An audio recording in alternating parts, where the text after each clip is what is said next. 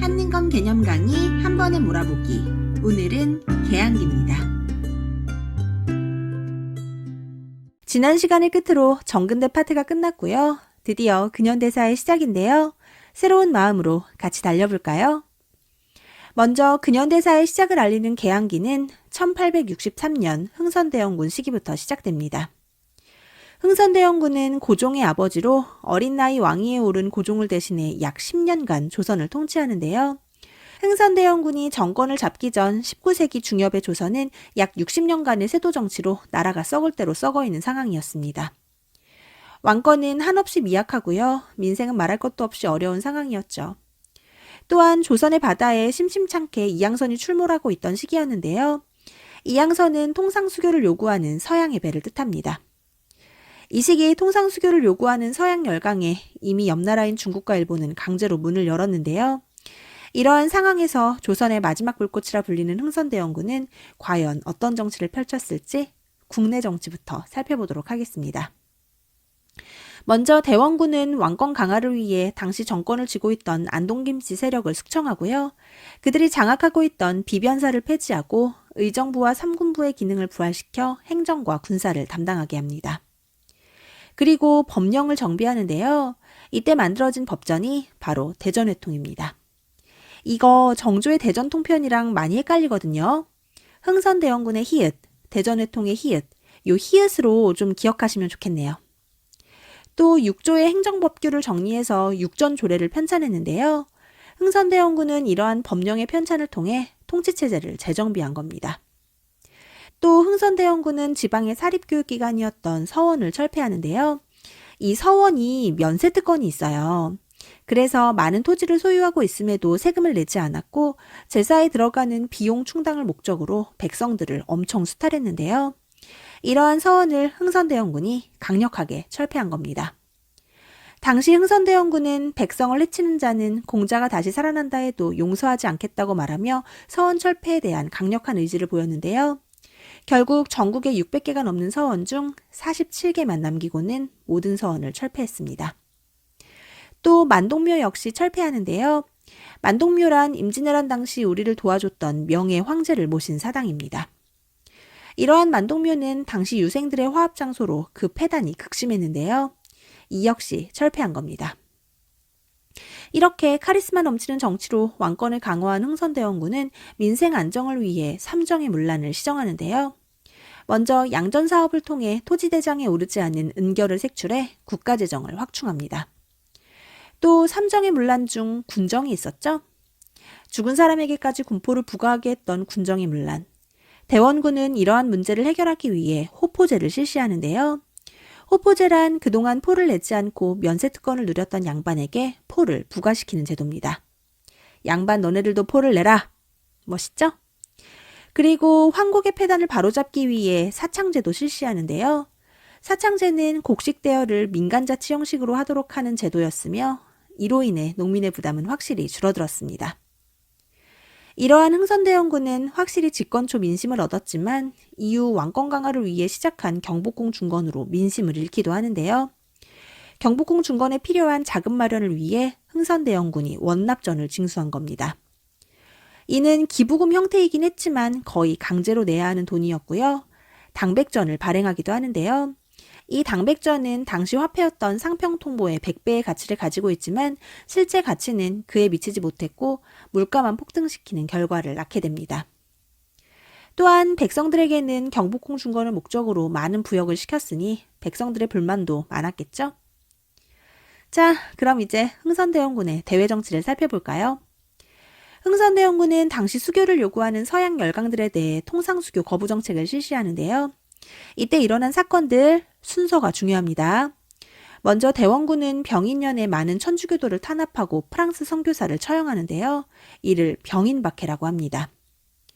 이렇게 프랑스 선교사를 죽였으니 프랑스가 가만히 있지 않을 것 같은데요.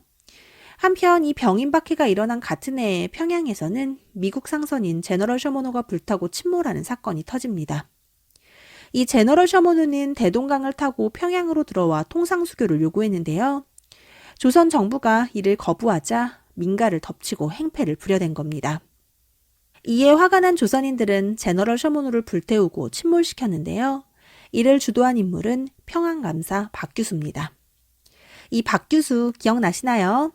제가 앞서 진주농민봉기의 수습을 위해 파견된 안핵사였다고 말씀드렸었는데요. 또 등장했네요. 앞으로 또 나올 거니까요. 잘 기억해 두세요.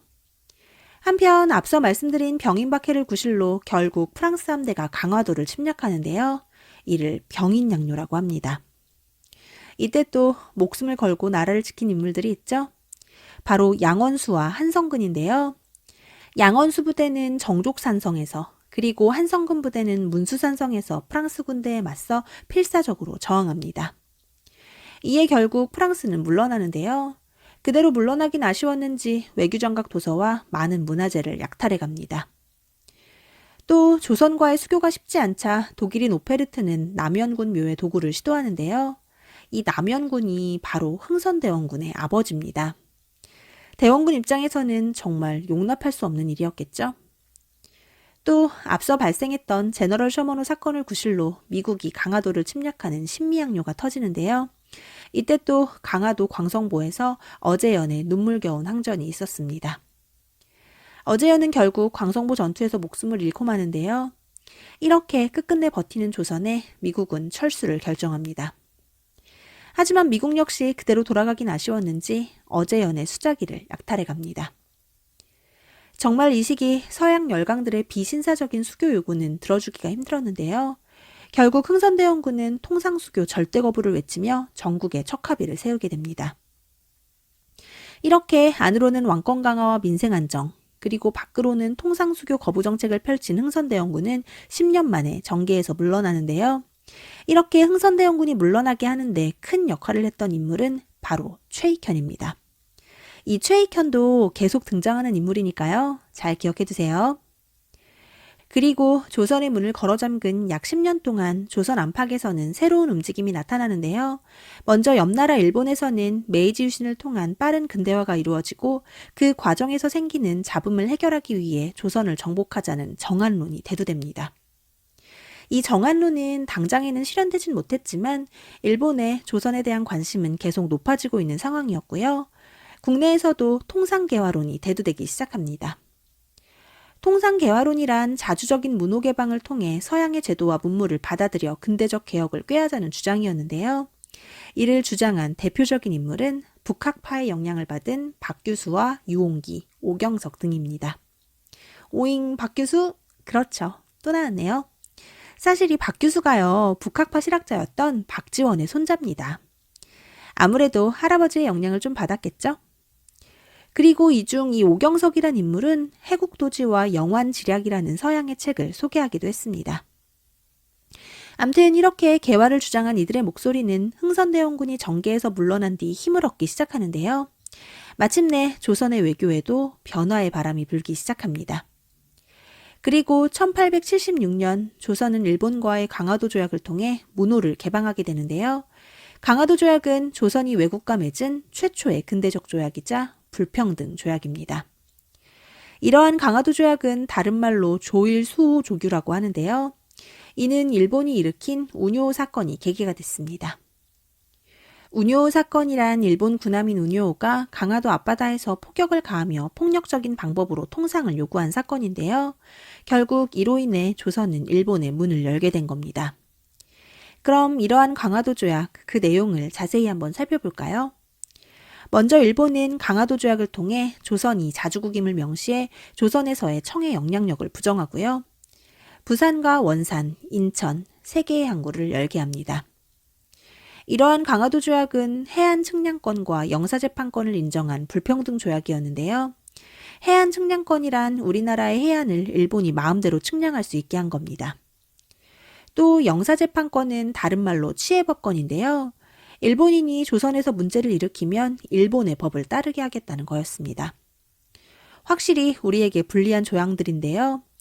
거기에 강화도 조약의 부속 조약인 조일무역 규칙에 따르면 관세도 적용되지 않고 항구를 사용할 때 내는 항세 역시 설정되어 있지 않으며 양곡의 무제한 유출까지 허용했는데요.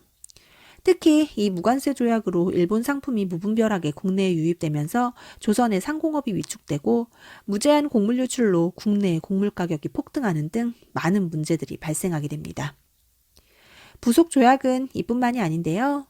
조일 수호 조규 부록에 따르면 개항장 내에서는 일본 화폐의 사용이 가능했으며 무역은 오로지 개항장 안에서만 할 수 있었습니다.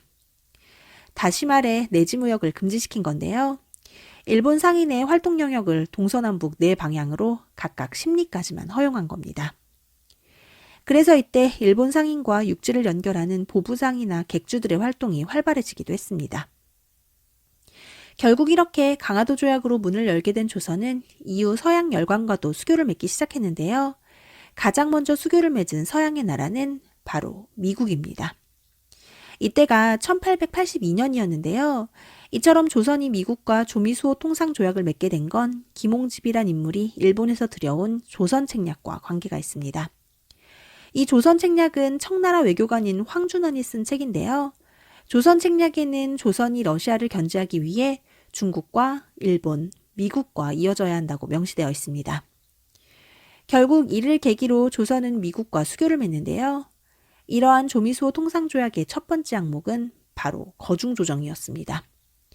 이는 양국 중 한쪽이 침략을 당하거나 불공평한 대우를 받으면 서로 도와 분쟁을 원만히 해결할 수 있게 하겠다는 내용이었는데요.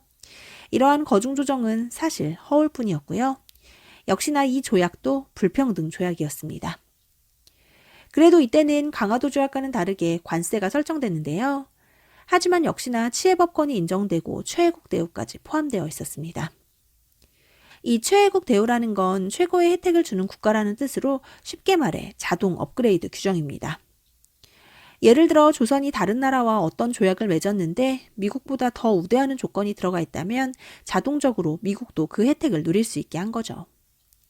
이러한 최애국 대우는 조미수호 통상조약을 시작으로 이후 다른 나라와 맺는 조약에서 모두 적용된다는 사실을 같이 좀 기억해 주시면 좋겠네요. 이렇게 조선의 문이 열렸고 이후 조선은 영국과 프랑스, 독일, 러시아 등과도 수교를 맺는데요. 과연 이후 조선의 모습은 또 어떻게 변화할까요? 지난 시간 우리는 강화도 조약을 통해 문이 열린 조선에 대해 공부했는데요. 이렇게 조선의 나라든 개화의 바람에 당시 조선 사회에서는 갈등이 일어납니다. 개화를 두고 찬반이 나뉜 건데요. 개화의 적극적인 개화파와 개화에 반대하는 위정척사파의 대립이 바로 그것입니다. 먼저 문을 열자고 주장한 개화파는 지난 시간 소개해드린 박규수를 비롯한 초기 통상론자들로부터 출발했는데요. 이러한 개화파는 새로운 정치 세력으로 정계를 주도하게 됩니다. 그리고 이들은 또 온건개화파와 급진개화파로 나뉘는데요. 온건개화파의 대표적인 인물로는 김홍집이 있고요. 이들은 청해 양무운동의 영향을 받아 점진적인 개혁을 추구합니다. 기존의 조선의 유교 질서를 수호하면서 서양의 과학기술을 제한적으로 받아들이자고 주장한 건데요. 이를 동도석이라고 하고요. 이 동도석이는 동양의 도와 서양의 기술이란 뜻으로 받아들이시면 될 것 같아요. 그리고 이와 대비되는 급진개화파는 일본의 메이지 유신을 롤모델로 삼고 있는데요. 급진적인 개혁을 추구해 서양의 과학기술은 물론 서양의 근대사상과 제도 또한 받아들여야 한다고 주장합니다. 이를 문명개화론이라고 하고요. 이러한 급진개화파의 대표적인 인물은 김옥균입니다. 이러한 개화파는 개화정책의 총괄기구로 통리기무화문을 설치하고요. 신식군대인 별기군을 창설하는데요. 새로운 군대의 창설로 기존 군대인 오군영 체제는 이영으로 축소됩니다. 또 근대 문물의 적극적인 수용을 위해 외국에 사절단을 파견하는데요. 청해는 영선사를 파견해 무기 제조 기술을 배우고요. 일본에는 수신사와 조사시찰단을 파견했는데요. 특히 이때 2차 수신사로 일본에 갔던 김홍집에 의해 조선책략이 들어온 겁니다. 조선책략 기억나시죠? 이 조선책략으로 인해 미국과 조미수호 통상조약을 맺게 된 건데요. 이렇게 미국과 수교를 맺은 후 미국에는 사절단으로 보빙사를 파견합니다. 한편 이러한 정부의 개화 정책에 반대하는 위정척사파는 개화 절대 반대를 주장하며 성리학적 전통 질서를 지키고 외세를 배척하자고 주장합니다. 이 위정척사파도 계보가 있는데요. 1860년대에는 서양과의 통상을 절대 반대했던 기정진과 이양로가 있고요. 1870년대에는 강화도 조약 당시 개항을 절대 반대한 최익현이 있습니다. 이 최익현은 일본은 서양과 같다는 외양일치론을 내세워 강화도 조약 반대에 앞장선 인물이었습니다. 또 1880년대에는 조선 책략의 유포와 정부의 개화정책 추진에 반발해 영남 유생들이 집단 상소를 올리는 영남만인소 사건이 일어나는데요. 이를 주도한 인물은 이만손입니다. 하지만 이러한 위정척사파의 노력은 성공하지 못하는데요. 결국 이 위정척사 운동은 향후 항일의병운동으로 계승됩니다. 개화를 둘러싼 갈등은 이뿐만이 아니었는데요. 앞서 소개한 신식군대 별기군, 이 별기군과의 차별로 구식군인들이 일으킨 난이 있습니다. 바로 1882년에 일어난 이모군란인데요. 차별받던 구식군인들은 약 13개월 만에 밀린 급료를 받게 됩니다. 하지만 13개월 만에 받은 쌀가마니 안은 반 이상이 겨와 모래였습니다. 1년 만에 준 봉급이 먹지 못하는 쌀이라니, 이거 못 참죠. 결국 구식군인들은 난을 일으키는데요. 이때 개항 이후 경제적 어려움이 심해져 정부에 불만을 품고 있던 도시 하층민들까지 가세하게 됩니다. 이들은 일본 공사관을 습격하고 궁궐을 장악하고요. 별기군의 일본인 교관과 당시 정권을 잡고 있던 민실파를 살해합니다. 그리고 흥선대원군을 재집권시키는 데 성공합니다만 청해 군대가 흥선대원군을 납치하며 전세가 뒤바뀝니다. 이렇게 청이 개입한 건 이모군란을 피해 도망친 명성황후가 청나라에 도움을 요청했기 때문인데요. 결국 청해 군대가 이를 진압하게 됩니다. 하지만 세상에 공짜는 없죠. 이모군란의 결과 청해 군대가 조선에 주둔하고 이들의 내정 간섭은 더욱 심해집니다. 이때 청에서 내정 간섭을 위해 고문을 파견했는데요. 이때 파견된 외교 고문은 독일인인 멜렌도르프였습니다. 그리고 이때 조선은 청과 조청상민 수륙 무역장정을 체결하는데요. 이를 통해 청의 치해법권을 인정해주고 청 상인의 내륙 진출을 허용해줍니다. 다시 말해 이때부터 내지무역이 허용된 겁니다. 한편 일본은 공사관 습격과 일본인 교관이 살해된 것을 구실삼아 조선과 재물포 조약을 맺는데요. 이 조약을 통해 막대한 배상금을 받아감은 물론 공사관 경비를 구실로 일본군을 서울에 주둔시킵니다. 결국 명성황후의 잘못된 선택은 일본과 청해 군대 모두를 조선에 주둔시킨 말도 안 되는 결과를 초래했네요. 그리고 이때 일본과 조일수호 조교 속약도 맺게 되는데요. 이때 일본 상인 역시 활동 범위가 늘어납니다. 왜 그전에 강화도 조약 때는 간행이전이 동서남북 10리였잖아요. 그걸 50리로 늘리고 2년 뒤에는 100리로 늘리기로 한 건데요. 점점 외세의 경제 침탈이 확대되고 있죠. 한편 이모군란 이후 청의 내정 간섭이 심해지며 개화 정책이 지연되자 급진개화파의 불만이 날로 높아지고 있었는데요. 때마침 베트남에서 청과 프랑스가 대립한 청프 전쟁이 벌어집니다. 이로 인해 청이 조선에 주둔하고 있던 군대의 반을 급히 철수하는데요. 이에 급진개화파들은 지금이야말로 청의 내정 간섭에서 벗어나 민씨 세력을 타도할 좋은 기회라고 생각하게 됩니다. 때마침 일본도 지원을 약속해왔는데요. 결국 김옥균, 박영효, 홍영식, 서광범, 서재필 등의 급진개화파는 일본을 등에 업고 정변을 일으킵니다. 지금의 우체국인 우정총국의 개국 축하연 자리에 가짜로 불이 났다고 소란을 피우는데요. 불이 났다는 소리에 건물 안에 있던 민씨 세력들이 밖으로 나오자 나오는 족족 이들을 죽이고 궁궐을 장악합니다. 그리고 14개조 개혁안을 발표하는데요. 먼저 청에 잡혀간 흥선대원군을 돌아오게 할 것과 청의 4대 청산을 주장합니다. 또 신분제 폐지를 주장하는데요. 여러분, 이 갑신정변의 주역들은요, 지배층들이에요. 한 명 한 명 명문가의 자제들인데요. 그런 그들이 신분제를 폐지하자고 한 겁니다. 이건 좀 멋있는 것 같아요. 자신이 가지고 있는 특권을 내려놓은 거잖아요. 또 경제면으로는 토지세의 개혁과 재정을 모두 호조에서 관리하게 하는 재정의 호조 일원화를 주장하기도 합니다. 하지만 이러한 갑신정변은 3일 천하로 끝나고 마는데요. 명성황후가 또다시 청에 도움을 요청했기 때문입니다. 결국 고종과 명성황후가 잡혀있던 창덕궁에서 청과 일본의 소규모 전투가 벌어지고 결국 청이 승리하며 갑신정변은 실패로 끝나고 맙니다. 이들이 바로 갑신정변의 주역들인데요. 세상을 바꿔보려 한 개항기의 젊은이들의 모습이네요. 그렇다면 실패로 끝난 갑신정변, 그 결과는 어땠을까요? 당연히 문제를 해결해준 청의 내정 간섭은 더욱 심화됐겠죠. 또한 일본 역시 조선과 한성조약을 맺고 막대한 배상금을 뜯어가고요. 청과 일본은 텐진조약을 통해 조선에 주둔하고 있는 양국의 군대를 철수하고 향후 조선의 군대를 파병할 시 상대국에 통보할 것을 약속합니다. 이렇게 3일 천하로 끝난 위로부터의 개혁. 갑신정변의 의의와 한계는 무엇일까요? 먼저 갑신정변은 근대국가 건설을 목표로 한 최초의 정치개혁 운동이었다는 점에서 의의를 가집니다. 하지만 일본의 의존에 결국 백성들이나 다른 관료들의 지지를 받지 못했다는 한계 역시 가지고 있습니다. 이렇게 갑신정변이 실패로 끝나고 난 뒤 어이없는 사건 하나가 일어나는데요. 바로 거문도 사건입니다. 거문도 사건이란 영국이 거문도를 불법으로 점령한 사건을 말하는데요. 갑신정변으로 청과 일본의 대립이 더욱 심화되고 있는 가운데 조선이 청의 간섭을 벗어나기 위해 러시아를 끌어들인다는 소문이 돌자 영국은 러시아의 견제를 위해 거문도를 불법으로 점령해버린 겁니다. 이처럼 조선을 둘러싼 열강의 대립이 점점 심해지자 한반도를 둘러싸고 중립화론이 제기되는데요. 이러한 중립화론을 주장한 인물은 유길준이고요. 유길준은 서양의 이곳저곳을 다녀와 서유견문이란 책을 남긴 인물이기도 합니다. 또 독일인 부들러가 조선 정부의 중립화론을 제기하기도 하지만 사실 이러한 중립화론은 별다른 성과는 없었습니다.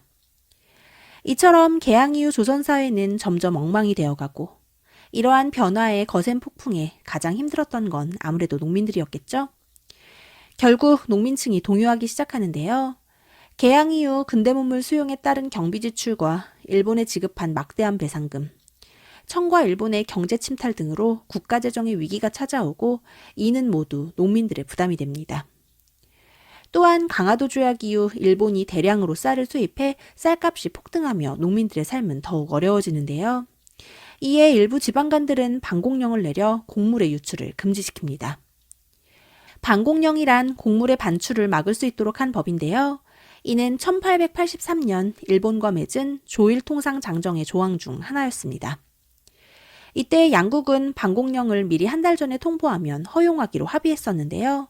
막상 함경도와 황해도 등 일부 지방간들이 반공령을 내리자 한 달 전에 통보하지 않았다는 억지를 부리면서 되려 배상금을 요구하기에 이릅니다. 결국 반공령은 허울뿐인 법이었던 거죠. 그러니 이 모든 짐을 짊어져야 했던 농민들은 얼마나 힘들었을까요? 결국 1894년 농민봉기가 일어납니다. 바로 동학농민운동인데요. 이 시기 고통받던 농민들 사이에서 확산됐던 동학, 기억나시죠? 19세기 극심한 세도정치 시기 최재우가 창시한 동학은 민심을 현혹한다는 이유로 포교가 금지되고 최재우 역시 처형됐었는데요. 이후 동학을 믿는 사람들은 최재우의 누명을 벗기고 포교의 자유를 허락해달라며 교조신원운동을 벌이게 됩니다. 이렇게 교조신원운동을 시작으로 확산된 동학농민운동은 외세에 반대하고 봉건사회의 정면으로 대항한 반봉건, 반외세 운동이었습니다. 이러한 동학농민운동 1차 봉기부터 자세히 살펴볼까요? 동학농민운동의 1차 봉기는 고부에서 시작됩니다.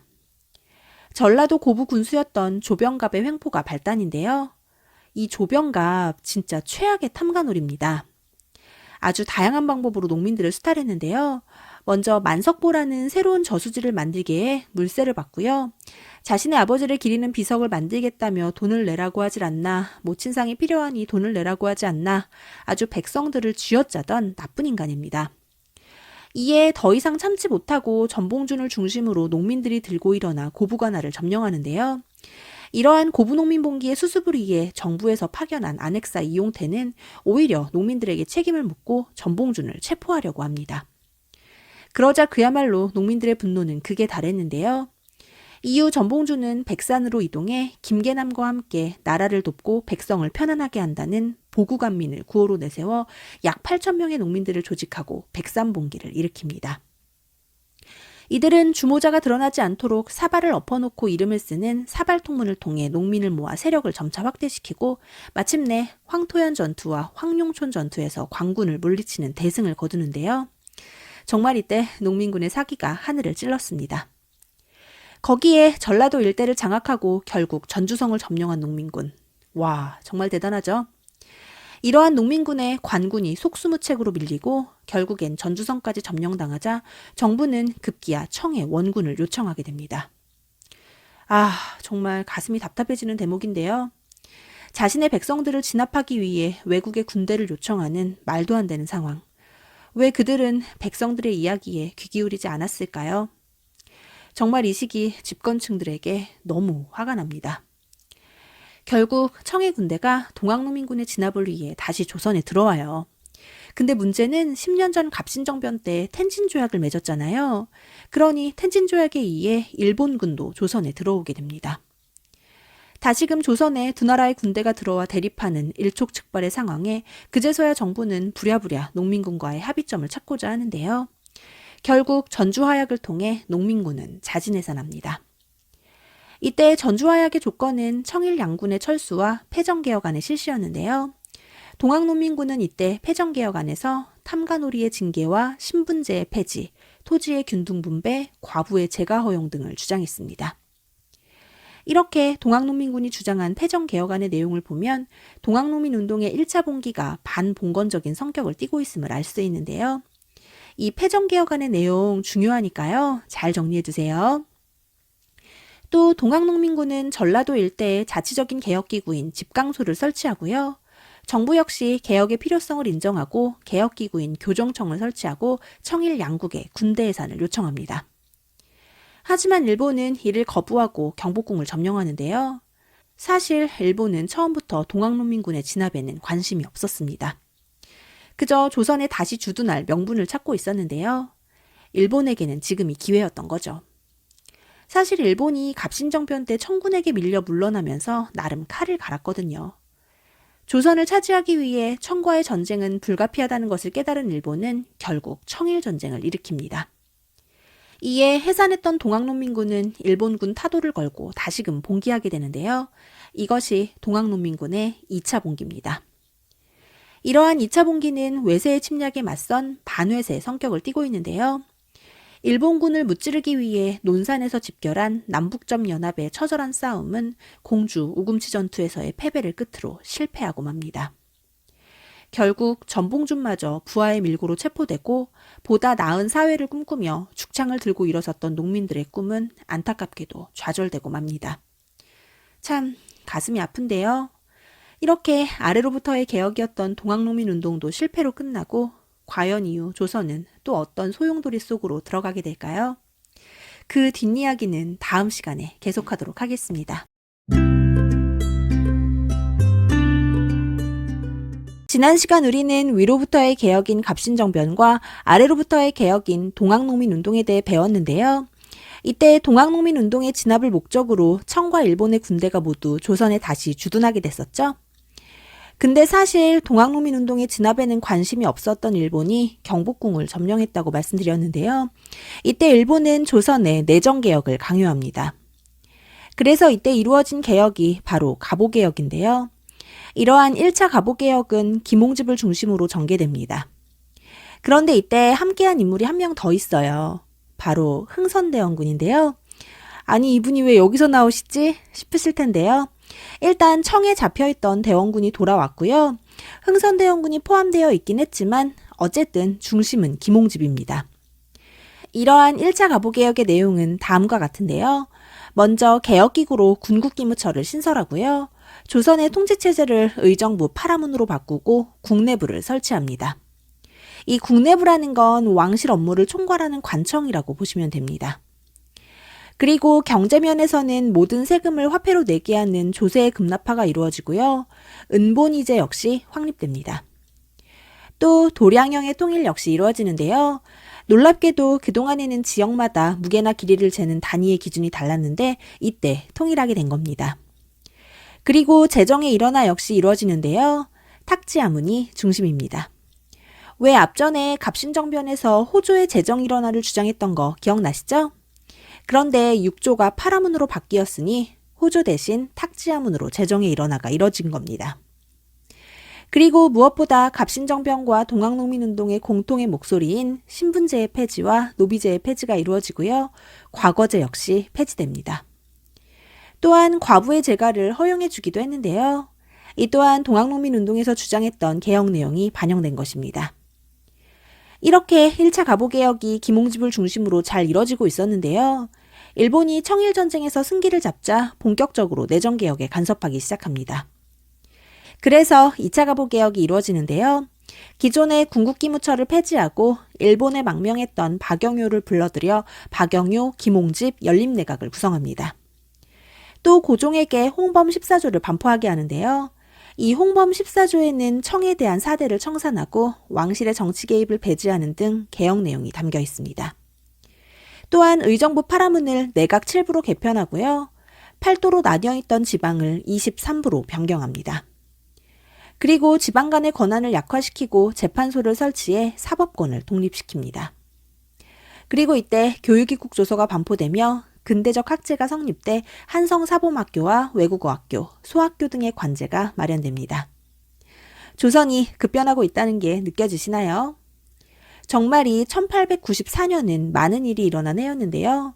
동학농민운동과 청일전쟁, 갑오개혁이 모두 같은 해에 일어났다는 걸 잘 기억해 두세요. 이렇게 2차 갑오개혁이 일본의 지휘 아래 이루어지고 일본은 마침내 청일전쟁에서 승리하게 됩니다. 그리고 일본은 승리의 대가로 청과 시모노세키 조약을 맺어 랴오둥 반도를 차지하게 되는데요. 이를 가만히 지켜보고 있던 러시아가 프랑스, 독일과 함께 일본의 고공행진에 브레이크를 겁니다. 이를 삼국 간섭이라고 하는데요. 남하 정책을 추진하던 러시아가 일본에게 랴오둥 반도의 반환을 요구하고 일본은 힘센 형 러시아의 말에 깨갱하고는 랴오둥 반도를 토해냅니다. 이 모습을 본 조선은 일본을 견제하기 위해 발빠르게 칠러 정책을 펼치는데요. 이러한 칠러의 핵심 인물은 바로 명성황후였습니다. 이에 일본은 칠러의 핵심 인물인 명성황후를 급기야 잔혹하게 살해하기에 이르는데요. 이를 을미사변이라고 합니다. 물론 명성황후의 그간의 행적은 분명 잘못된 일이었지만 어떻게 한나라의 왕비를 이토록 무참하게 살해할 수 있는지. 암튼간에 을미사변으로 다시 친일내각을 구성한 일본은 다시금 김홍집을 중심으로 을미개혁을 단행합니다. 을미개혁은 무엇보다 이 단발령이 중요한데요. 그동안 조선 사람들은 유교적 원리에 따라 머리카락도 부모님이 주신 것이다 하여 머리를 자르지 않고 상투를 틀고 있었는데요. 일본은 을미개혁을 통해 조선인들의 머리를 모두 자르게 합니다. 또 달력으로는 태양력을 사용하고요. 천연두를 예방하는 종두법을 실시하기도 합니다. 또 건양이라는 연호를 제정해 연도를 새롭게 기록하기도 하고요. 근대적 우편사물을 실시하는 등 여러 개혁들을 추진합니다. 하지만 이 단발령에 대한 반발로 유인석과 이소웅 등 양반 유생들을 중심으로 민중이 들고 일어서게 되는데요. 이를 을미이병이라고 합니다. 한편 고종은 자신의 부인이 일본의 낭인들에 의해 참혹하게 시해되는 걸 보고 자신의 신변 보호를 위해 러시아 공사관으로 피신하는데요. 이를 아감파천이라고 합니다. 이러한 고종의 아감파천으로 을미개혁이 중단되며 조선을 향한 일본의 질주에 브레이크가 걸리긴 하지만 이로 인해 자주국으로서의 조선의 위상도 땅으로 떨어지는데요. 그로 인해 이 시기 열강들의 이권 침탈이 절정에 다다릅니다. 먼저 러시아는 삼림체벌권과 광산채굴권을 차지하고요. 저령도 조차를 요구합니다. 저령도는 부산에 있는 작은 섬인데요. 러시아가 이곳에 러시아 함대의 연료 보급을 위한 저탄소 시설을 설치하겠다고 요구한 겁니다. 거기에 한러은행을 설립하고 이후 1903년에는 용안포를 불법 점령해 용안포 조차를 요구하기도 했는데요. 이 용안포 사건은 이후 러일 전쟁의 원인이 되기도 했습니다. 그리고 미국은 운산의 금강채굴권을 차지했고요. 철도와 전기 분야의 이권 역시 챙겨갑니다. 또한 경인선 부설권 역시 가져갔는데요. 이는 이후 일본에게 넘겨줍니다. 한편 프랑스 역시 광산채굴권을 차지하고 경의선 부설권을 확보했는데요. 이 경의선 부설권도 이후 일본이 사들입니다. 그리고 마지막으로 일본은 직산의 금강채굴권과 연해어업권, 그리고 경부선과 경원선 부설권을 차지하게 됩니다. 이렇게 열강의 이권 침탈이 심화된 혼란한 상황에서 서재필이 귀국하는데요. 서재필 기억나시죠? 갑신정변의 주역 중 한 사람이었던 서재필은 갑신정변 이후 일본에 망명했다가 다시 미국으로 넘어갔었는데요. 미국에서 돌아온 서재필은 국민들의 의식 향상을 위해 독립신문을 창간하고 독립협회를 조직합니다. 이러한 독립협회는 한국 최초의 근대적 사회정치단체인데요. 회원 자격에 제한을 두지 않아 민중의 자발적인 참여를 이끌어냈던 독립협회는 자주독립의 상징으로 독립문과 독립관을 세우고요. 민중 계몽을 위해 토론회와 연설회 등을 개최했습니다.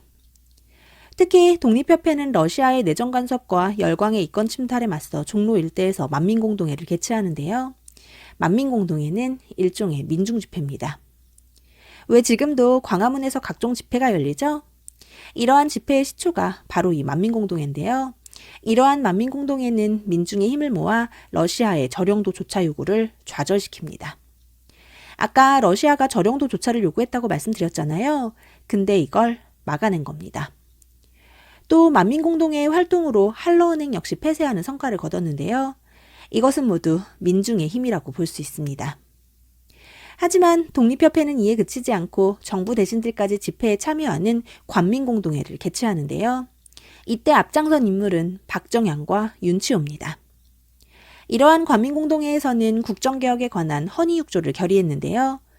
헌의육조의 내용을 살펴보면 입헌군주제를 지향하고 있고요.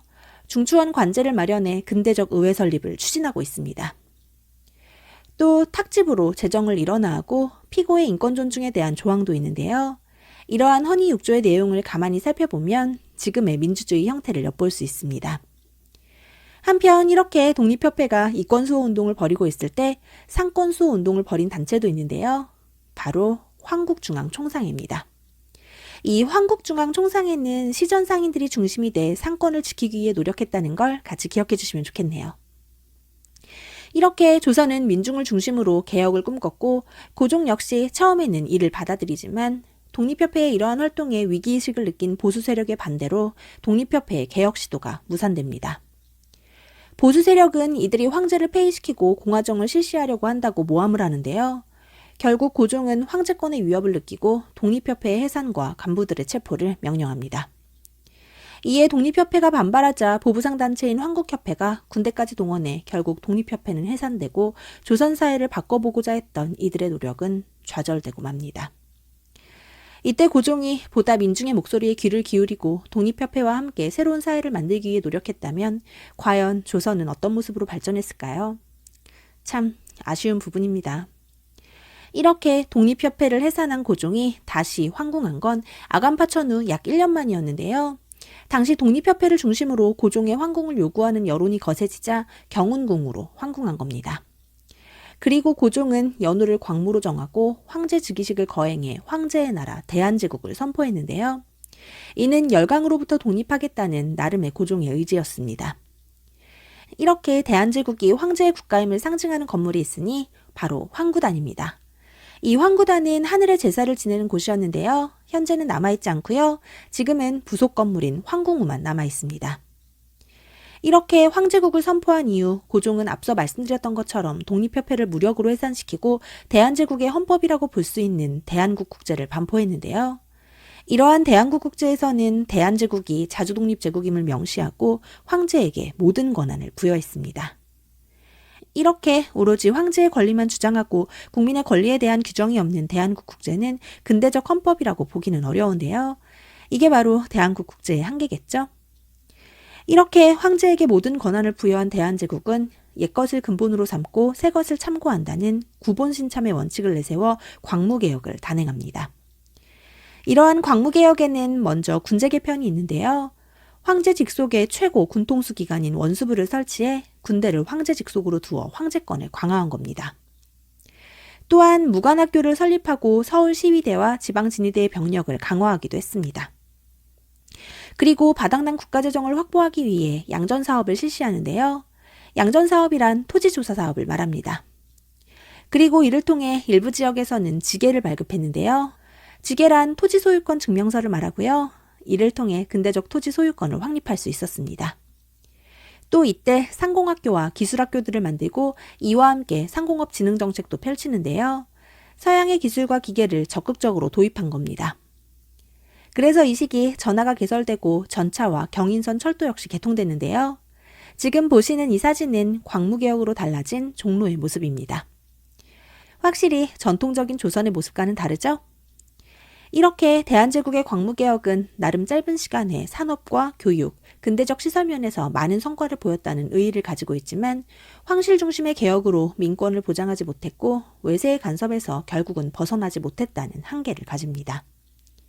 또 이러한 광무개혁을 추진할 수 있었던 건 사실 러시아와 일본이 한반도의 주도권을 두고 팽팽한 줄다리기를 하고 있었기 때문에 가능했던 건데요.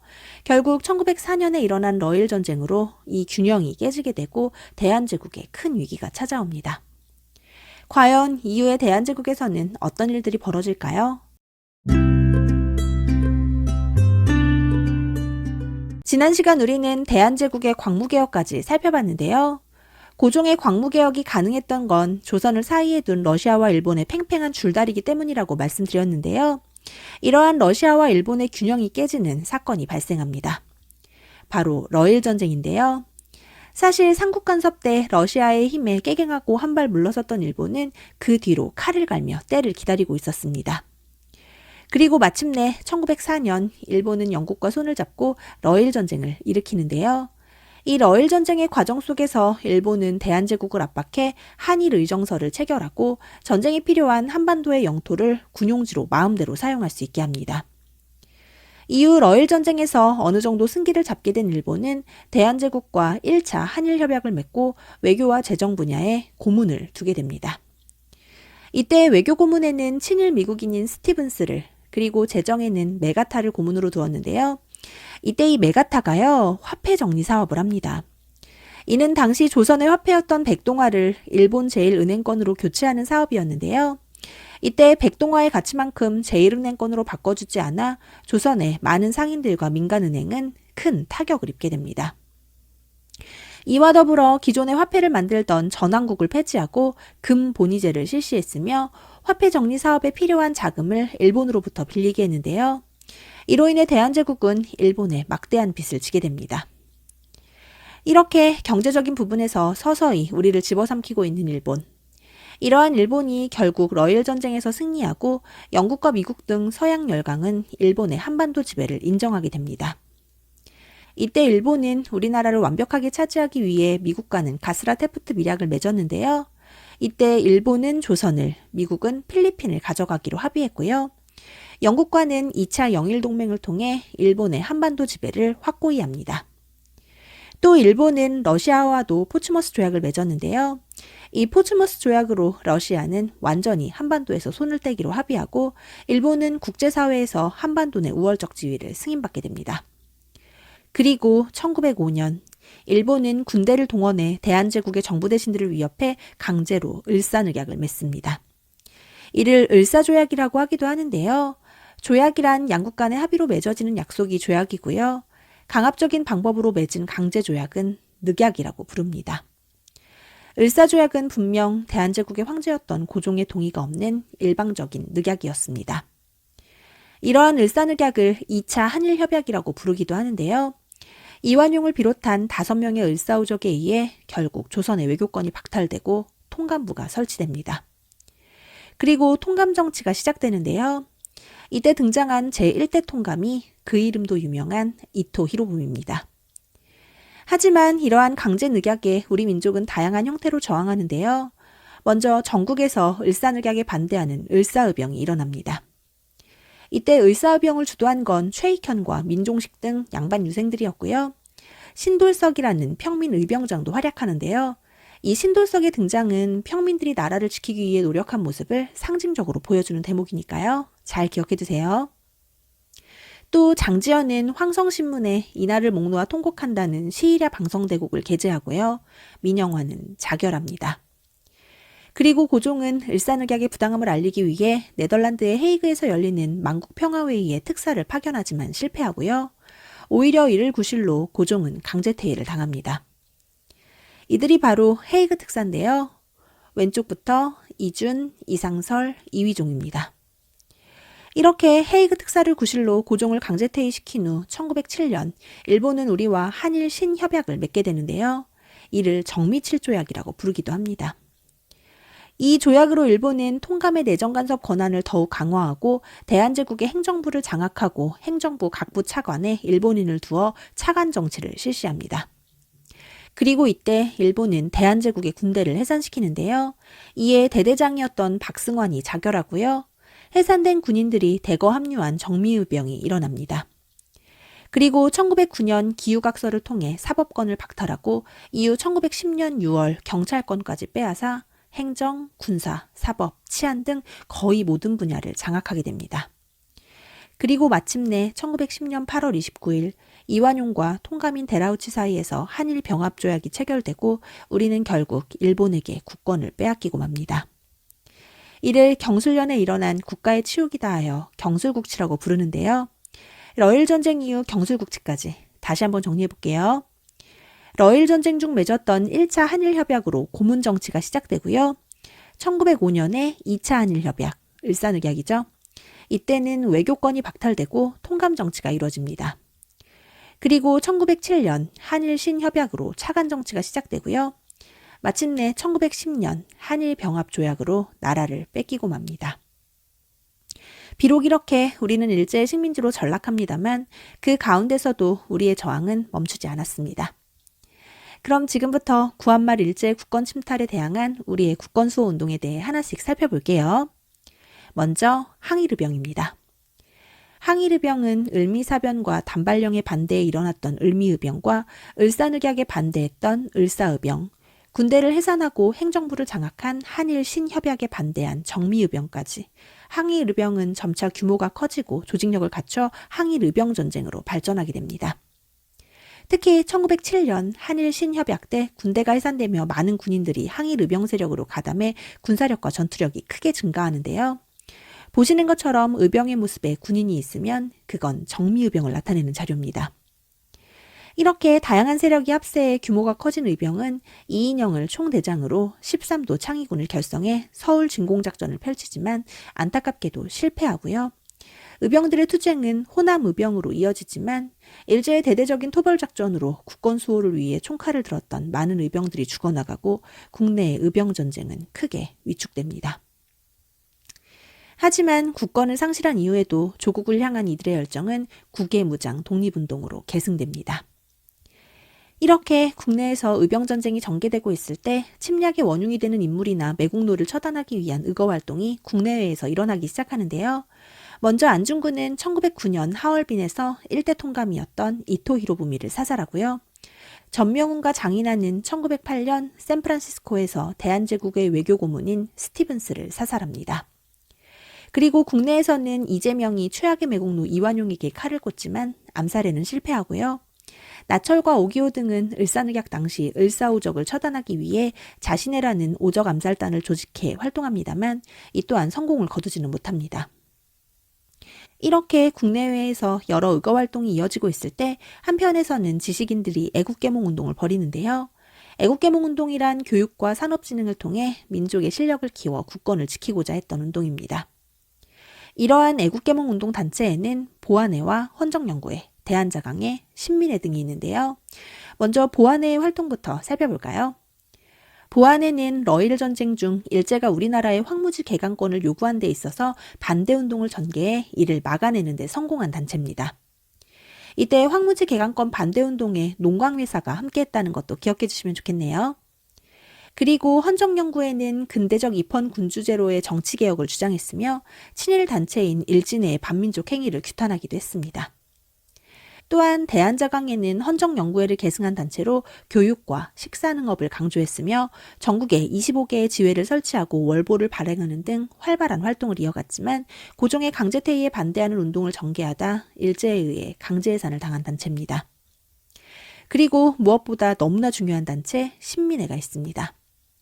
여러분, 이 신민회는요 정말 너무너무 중요한 단체니까요 꼭 기억을 하셔야 됩니다. 신민회는 비밀계열사 조직인데요. 앞서 말씀드린 대한자강회가 일제에 의해 강제해산당한다고 말씀드렸잖아요. 이렇게 일제의 탄압 때문에 대놓고 활동하기가 어려워져 비밀리에 조직된 단체가 신민회인 것입니다. 이 신민회를 조직한 대표적인 인물이 바로 안창호인데요. 안창호, 이승훈, 양기탁 등이 중심이 되어 조직된 신민회는 국권 회복과 공화정이 중심이 된 근대 국민국가 수립을 목표로 교육과 산업, 문화 등 여러 분야에서 활동을 전개합니다. 먼저 교육을 위해 학교를 세우는데요. 안창호가 대성학교를, 이승훈이 오산학교를 설립합니다. 그리고 민족산업 육성을 위해 도자기를 만드는 자기회사를 운영하고요.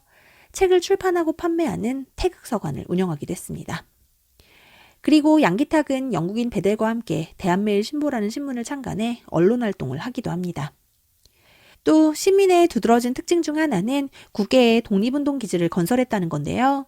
남만주 삼원보에 신안민촌을 건설하고 신흥강습소를 세워 독립군 양성에도 힘을 쏟습니다. 사실 다른 애국계몽 단체들이 민족의 실력 양성에만 중점을 뒀다면 신민회는 실력 양성과 함께 무장투쟁을 준비하고 있다는 점에서 다른 단체와 차별적인 모습을 보입니다. 이렇게 남만주 삼원보에 독립운동 단체를 조직하는데 자신의 전 재산을 쏟아부은 인물이 있는데요. 바로 신민회의 회원인 이회영입니다. 그가 국외에 독립군 기지를 만들기 위해 쏟아부은 전 재산은 현재 시가로 약 600억 원에 달한다고 하는데요. 정말 대단하죠? 이렇게 많은 돈을 오직 조국의 독립을 위해 헌납한 이회영이란 인물. 여러분들도 꼭 잊지 않고 기억했으면 좋겠습니다.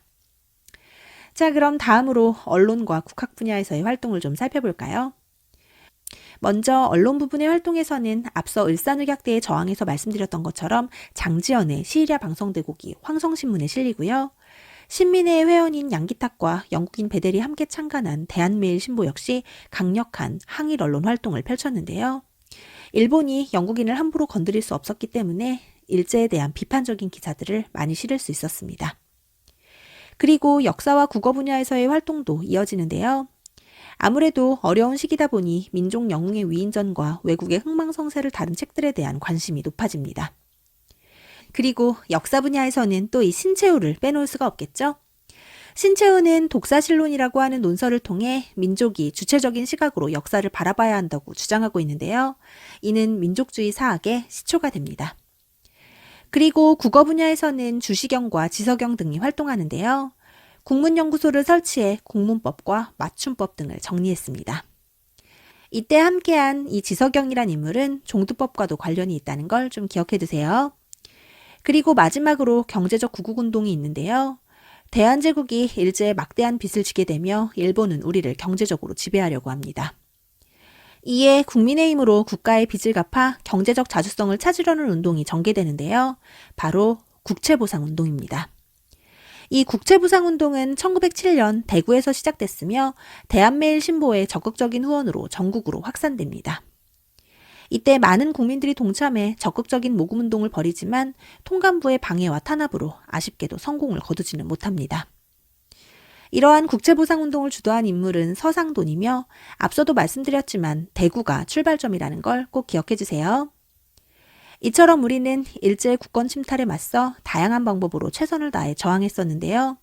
이러한 사실을 반드시 기억해 주셨으면 좋겠습니다. 우리는 지난 시간까지 급변하는 개항기 조선에 대해 공부했었는데요. 문호 개방 이후 문화는 또 어떤 모습으로 발전하는지 같이 한번 살펴볼게요. 먼저 조선은 개항 이후 서양의 근대 문물을 받아들이고 새로운 근대 시설을 도입하는데요. 먼저 방문국이 있습니다. 방문국은 인쇄 출판에 관한 사물을 관장하는 기구로 일종의 인쇄소인데요. 문자를 박는다 해서 방문국이고요. 이러한 방문국에서는 우리나라 최초의 신문인 한성순보가 발행됐습니다. 그리고 최초의 근대무기 공장인 기기창이 만들어지는데요. 이 기기창은 청에 파견했던 영선사의 영향을 받았습니다. 그리고 전왕국은 화폐를 발행하는 곳인데요. 이 전왕국을 통해 구한말 근대화폐인 백동화가 만들어졌고요. 이러한 전왕국은 메가타의 화폐 정리 사업 때 폐지됐습니다. 이 방문국과 기기창, 전환국, 이 세 가지는 세트로 좀 알아두세요. 왜냐하면 이 세 가지 근대시설이 같은 해에 만들어졌거든요. 1883년. 연도는 안 외우셔도 되지만 이 세 가지 시설이 같은 해에 창설됐다는 건 기억해 두시는 게 좋겠죠? 그리고 전신이나 전화, 우편시설 등 새로운 통신시설도 설치되는데요. 특히 최초의 우체국인 우정총국을 기억해 주세요. 이번 시간엔 제가 최초라는 단어를 굉장히 많이 사용할 텐데요. 이 최초가 들어가는 것들은 다 중요하다고 보시면 됩니다. 근데요, 이 우정총국 이름이 낯설지가 않죠? 어서 많이 들어봤는데? 그렇죠. 갑신정변. 맞아요. 1884년에 일어났던 갑신정변이 이 우정총국의 개국 축하연 자리를 기점으로 일어났었죠. 그리고 이듬해인 1885년엔 국내에 전신로 개통됐는데요. 한성과 제물포를 잇는 전신이 이때 개설됩니다. 또 1887년에는 경복궁에 최초로 전기가 들어오는데요. 이후 1898년엔 한성전기회사가 설립되기도 했습니다. 전화 역시 1898년인데요. 경운궁을 시작으로 한성시내 민간으로까지 전화가 확대됐습니다. 또 이 시기 서양 의학에 관한 관심이 높아지면서 많은 근대 의료시설이 들어오는데요. 최초의 근대식 병원은 바로 광해원입니다. 이 광해원도 사실 갑신정변이랑 연관이 있는데요. 갑신정변 때 크게 다쳤던 민영익을 선교사이자 의사인 알렌이 치료해줍니다. 너무 고마웠던 명성황후와 고종이 알렌의 소원을 들어주겠다고 하자 알렌은 병원을 하나 세워달라고 하는데요. 그래서 세워진 근대식 병원이 바로 광해원인 것입니다. 이 광해원은 이후 제중원으로 이름이 바뀐다는 것도 알아주세요. 그리고 앞전 강의 국어 분야 설명드릴 때 등장했던 지석영 기억나시죠? 종두법과도 관련이 있는 인물이라고 말씀드렸었는데요. 우두신설이란 책을 저술하고 종두법을 실시한 사람이 바로 지석영입니다. 그리고 개항기에는 근대적 교통시설도 마련되는데요. 대한제국 때 만들어진 새로운 교통시설 바로 전차인데요. 1899년 서대문과 청량리를 잇는 전차가 최초로 개통됩니다. 그리고 철도. 이때 부설된 철도는 경인선과 경부선, 경의선 이렇게 세 가지가 있는데요. 이는 모두 일본의 주도로 이루어지게 됩니다. 철도 부설권은 결국 일본이 다 가져갔거든요. 근데 이 철도에서 한 가지 조심하셔야 될 게 있어요. 바로 경인선과 경부선, 경의선의 차이인데요. 경인선은 1899년에 만들어졌지만 경부선과 경의선은 러일전쟁과 그 이후에 만들어진 겁니다. 일본은 러일전쟁 때 전쟁 물자를 실어 나르기 위해 철도를 만들었는데요. 이때 만들어진 철도가 바로 경부선이고요. 이후 경의선까지 만든 겁니다. 이처럼 일본은 우리나라의 근대화를 위해 철도를 만든 게 아닙니다. 어디까지나 침략과 수탈의 목적이었는데요. 이러한 일본의 철도 부설로 많은 토지가 약탈되고 농민들 역시 강제로 부역에 동원돼 이 당시 철도에 대한 원성이 아주 자자했다고 합니다. 자, 그럼 다음으로 넘어가 건축에 대해 살펴볼까요? 이 시기 명동성당과 같은 서양식 건축물이 많이 세워지는데요. 이게 명동성당이고요. 이건 덕수궁 석조전인데요. 석조전은 조선시대 궁중건물 중 최초의 서양식 건물입니다. 이렇게 들어선 근대식 건물로 한성의 모습이 많이 바뀌었겠죠? 그럼 다음으로 교육에 대해서도 좀 살펴볼까요? 개항 이후 근대교육에 대한 관심이 높아지면서 근대식 학교가 생기는데요. 최초의 근대식 학교는 원산학사입니다. 이 원산학사는 사립학교인데요. 쌤, 원산이 교육열이 높았나요? 왜 서울이 아니고 원산이 최초예요? 라고 물어보시는 분들이 가끔 있더라고요. 이 원산이 강화도 조약 때 개항장이었잖아요. 그래서 아무래도 근대 문물을 가장 먼저 접하게 됐고 그러다 보니 근대 교육에 대한 관심이 높았던 겁니다. 암튼 우리나라 최초의 근대식 학교인 원산학사를 꼭 기억해 주세요. 그리고 이 시기 우리나라에 들어온 개신교 선교사들로부터 많은 근대식 사립학교가 세워지는데요. 배제학당과 이화학당이 대표적입니다. 특히 이 이화학당은 여성교육을 위해 만든 우리나라 최초의 여학교라는 걸 잘 기억해 두시면 좋겠네요. 한편 정부에서도 근대식 관립학교를 만들기 시작했는데요. 이러한 관립학교로는 동문학과 유경공원이 있습니다. 동문학은 통역관 양성을 위한 학교였고요. 유경공원에서는 헐버트 등의 미국인 교사를 초빙해 영어를 비롯한 각종 서양 학문을 가르쳤는데요. 이 유경공원 학교입니다, 여러분. 공원이 아니에요. 영재를 육성하는 공립학교다 해서 유경공원입니다. 암튼 이 유경공원을 시작으로 가보개혁과 광무개혁을 거치며 많은 관립학교들이 세워지는데요. 특히 2차 가보개혁 때의 교육위국조서 반포 이후 한성사범학교와 외국어학교 등이 설립되었다는 것도 잘 기억해 두셔야 됩니다. 그럼 다음으로 언론의 발달에 대해 살펴볼까요? 우리나라 최초의 신문은 무엇일까요? 바로 한성순보입니다. 이 한성순보는 국가에서 발행한 최초의 신문이며 앞서 소개했던 것처럼 방문국에서 발행했고요. 순한문으로 구성되어 있습니다. 그런데 이러한 한성순보가 갑신정변을 기점으로 발행이 중단됩니다. 그리고 국한문 혼용체로 주간신문이 발행되는데요. 이를 한성주보라고 하고요. 이 한성주보에 최초로 상업광고가 게재됐다는 것도 좀 기억해 주시면 좋겠네요. 그리고 독립협회 때 등장했던 독립신문 기억나시죠? 우리나라 최초의 민간신문인 독립신문은 서재필이 민중개몽을 위해 창간했으며 순한글로 기록되어 있고요. 영문판 또한 간행됐습니다. 또 서민층과 부녀자들에게 인기가 있었던 제국신문도 순한글 신문이었고요. 지식인들을 대상으로 간행되었던 국한문 혼용체의 황성신문. 이 황성신문은 을사늑약 때 장지연의 시일야 방성대곡이 실렸던 신문이죠. 마지막으로 대한매일신보. 지난 시간 소개해드렸었는데요. 양기탁과 베델이 함께 창간한 대한매일신보는 일제에 대한 비판적인 기사를 많이 실었을 뿐 아니라 국제부상운동을 적극적으로 후원한 대표적인 항일 언론 단체였습니다. 하지만 우리의 이러한 활발한 언론활동을 일제가 가만히 두고만 보진 않았겠죠? 결국 일본은 1907년 신문지법을 만들어 우리의 언론을 탄압했습니다. 또 이 시기 문학과 예술 분야에서도 많은 변화가 나타났는데요. 먼저 문학에서는 신소설이 유행합니다. 이러한 신소설의 대표적인 작품으로는 혈의누, 은색의 금수회의록 등이 있고요. 해에게서 소년에게처럼 정영시의 틀을 벗어난 신체시도 발표됩니다. 그리고 서양식 극장이 세워져 다양한 연극을 공연하기 시작하는데요. 최초의 서양식 극장은 원각사입니다. 이게 바로 원각사인데요. 이 원각사에서 신소설인 은세계가 연극으로 공연됐습니다. 이 원각사도 최초니까 기억해 두시는 게 좋겠죠? 그리고 이 시기 종교활동도 활발하게 이어지는데요. 먼저 동학에 뿌리를 두고 있는 천도교가 있고요. 이 천도교에서는 만세보라는 신문을 간행하기도 했습니다. 또 나철과 오기호가 단군신앙을 중심으로 대종교를 창시했는데요. 이 대종교는 일제강점기 국외무장 독립운동으로 이어집니다. 또 유교에서는 박은식이 실천적 유교 정신인 유교 구신론을 주장하고요. 불교에서는 한용운이 조선불교 유신론을 집필했습니다. 그리고 천주교는 포교의 허용이 좀 늦었는데요.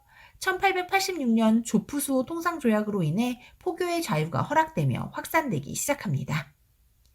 그리고 이 시기 국외 이민자도 생기기 시작하는데요. 가장 먼저 합법적인 이민이 허용된 곳은 바로 하와이입니다. 그리고 이후 미국과 멕시코 등으로 이주한 한국인 이민자들은 이곳에서 한인사회를 형성하고 이후 한국의 독립운동을 지원하기도 했습니다. 이러한 이민자들 사이에서는 사진을 보고 결혼하는 사진결혼 풍속이 생겼는데요. 오직 사진 한 장만 들고 먼 타국으로 이주를 결심하는 여성들이 있었던 걸 보면 이 당시 국내에서의 삶이 정말 힘들었다는 사실을 유추할 수 있겠죠? 이렇게 개항기 문화에 대해 같이 살펴봤는데요. 다음으로 독도와 간도의 이야기를 좀 해볼까 해요. 이 독도와 간도는 우리가 반드시 알아야 되는 부분이고요. 그렇기 때문에 한능검에서도 자주 출제되고 있는 부분입니다. 그럼 독도의 이야기부터 시작해볼까요? 독도는 분명 우리의 영토지만 일본은 지금도 독도의 영유권을 주장하고 있습니다. 하지만 독도는 삼국시대 이후부터 분명한 우리의 영토입니다. 세종실록 지리지나 동국여지 승남 등 역사적 기록에서도 독도는 울릉도와 함께 우리의 영토로 기록돼 있고요. 이러한 독도가 우리의 땅임을 열심히 알린 인물이 있어요. 바로 안용복인데요. 이 안용복은 숙종 때 인물로 일본으로 넘어가 울릉도와 독도가 우리의 영토임을 확인받은 인물입니다. 그리고 대한제국 때 고종은 대한제국 칙령 제41호를 반포해 울릉도와 독도에 대한 영유권을 확실히 했는데요. 어이없게도 러일전쟁이 한창이던 1905년 일본은 독도의 군사적 가치를 깨닫고는 돌연 독도를 주인 없는 땅이라 규정하고 시마네현고시 제40호를 발표해 독도를 시마네현에 일방적으로 편입시켜버립니다. 그 이후 지금까지도 일본은 독도의 영유권을 주장하고 있는 상황인데요. 우리가 이러한 사실관계를 잘 파악하고 있어야 일본의 끊이지 않는 억지 주장과 역사 왜곡에 맞서 우리의 영토 독도를 지켜낼 수 있겠죠? 그럼 다음으로 넘어가 잃어버린 땅 간도에 대해 살펴볼게요. 이 간도 지역도 사실 우리 영토라고 볼 수 있는데요. 세종 때 사군 육진을 개척했을 때까지만 해도 북간도가 우리 땅은 아니었지만 함경도 지역의 사람들이 두만강을 넘어 북간도에 이주하여 정착하는 경우가 많아지자 숙종 때 조선과 청은 백두산 정계비를 세워 양국 간의 국경을 정하게 됩니다. 이 백두산 정계비에 명시되어 있는 조선과 청의 경계는 서쪽은 압록강, 동쪽은 토문강으로 사실상 이 내용을 토대로 보면 북간도 지역은 이때부터 정확하게 우리의 영토로 편입된 게 맞습니다. 하지만 청은 벼랑간, 토문강이 두만강이라고 우기며 북간도 지역의 영유권을 주장하고 나서는데요. 이에 대한제국은 말도 안 된다는 입장을 보이며 간도를 함경도의 행정구역으로 편입시키고 간도관리사로 이범윤을 파견합니다. 그때가 1903년이었는데요. 2년 후 일제가 을사늑약을 통해 우리의 외교권을 박탈하고 난 뒤 상황이 달라집니다. 일제는 처음에는 간도가 대한제국의 영토라고 했으나 이후 1909년 만주의 철도 부설권을 얻기 위해 대한제국의 동의 없이 청과 간도협약을 맺고 간도를 청에게 넘겨줍니다. 그로 인해 우리는 간도를 뺏겼고 간도에 살던 많은 우리 민족은 조선족으로 전락합니다. 조선족이란 표현 많이 들어보셨죠? 연변에서 온 조선족이다, 뭐 이런 표현들 들어보신 적 있으실 텐데요. 그 연변이 바로 이 북간도 지역인 것입니다. 이처럼 안타깝게 뺏겨버린 땅 간도, 그 역사적 사실을 우리가 기억할 필요가 있겠죠?